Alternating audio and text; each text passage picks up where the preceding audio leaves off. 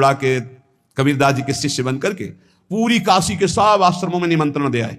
कल भंडारा है, संत सेवा है, सबने स्वीकार किया। कबीरदास जी अपनी दिनचर्या करके निकले तो संत मंडली आने लगी। बोले कै बजे सेवा है? साधु सेवा। बोले कौन सी साधु सेवा? बोले कल आपके शिष्यजन निमंत्रण दे के आए, पूरी काशी के सब संतार है।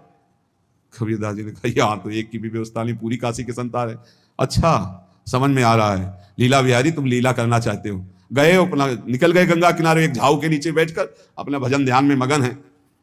11-12 बजे तो उन्होंने देखा संतों की मंडली काशी तो बहुत।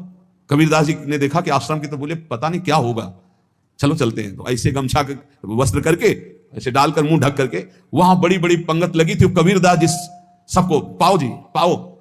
कबीरदास जी के रूप में स्वयं भगवान पाओ जी।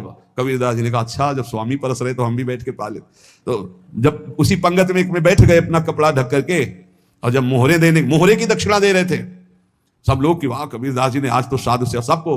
जब कबीरदास जी के सामने आए तो ऐसे मुंह ढके, बोले देखो जो मेरा होता है उसे मुंह छुपाना नहीं पड़ता, मुंह ढकला नहीं पड़ता। लो दक्षिणा, तुम भी दक्षिणा लो। कबीरदास जी को कबीरदास जी दक्षिणा दे रहे, वो कबीरदास जी है भगवान और ये पाले वाले कबीरदास जी है भगवान के जन।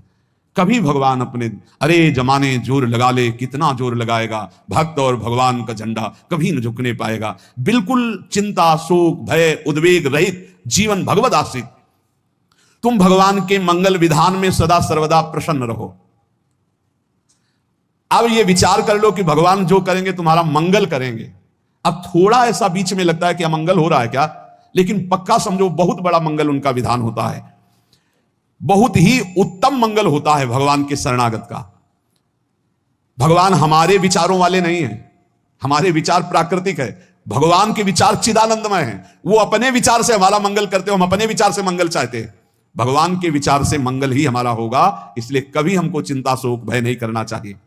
भगवान की ओर से कभी तुम्हारे लिए ऐसा विधान नहीं होगा कि तुम दुखी हो जाओ, बस तुम्हारी सोच हो सकती है, उसका परिणाम बहुत मंगल होगा। जगत की ओर से निराश हो जाओ, किसी से आशा मत रखो, फिर आप देखो आपका जीवन कैसा आनंद में व्यतीत होता है।